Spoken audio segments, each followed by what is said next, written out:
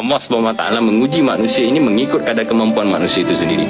Kita tak duduk tempat orang, kita jangan pernah menghukum orang. Sampai suatu masa, apa yang kita tuturkan, jika Allah Ta'ala balikkan pada diri kita, nescaya kita akan jadi lebih teruk daripada orang itu.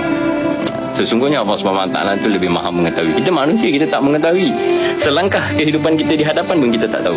Selangkah saja, 1 jam lagi akan datang pun kita tak tahu. Sama adakah kita mampu lagi berdiri dengan tegak, dengan megah, ataupun kita tersungkur dalam kehidupan kita. Kita tak tahu. Sebab itu lisan kita kena jaga. Bicara kita kena jaga. Jangan pernah menghukum orang. Jangan pernah rasa diri kita mulia. Yang itu yang paling kita kena jaga. Kita tak tahu kehidupan kita akan datang. Jangan cakap esok, lusa, setahun, 2 tahun. Kita tak tahu lagi, sejam je lagi ni. Kita tak tahu kehidupan kita bagaimana. Hari ni kita boleh berdiri dengan tegak, dengan megah, kita boleh berlari.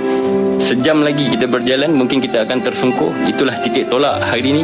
Kita hilang kedua-dua belah kaki. Mungkin kita hilang dua-dua belah tangan. Kita tak tahu. Mungkin pernah dalam kehidupan kita menghina kehidupan orang lain. Maka ketika Allah Ta'ala uji kita, apa jadi dekat diri kita? Adakah kita nak kehidupan kita diuji sampai tahap begitu baru kita menyaksikan kebesaran Allah SWT, baru kita nak mengiyakan yang manusia itu hidup di dalam takdir yang mereka telah pun ditetapkan dan Allah Ta'ala sedang menguji mereka?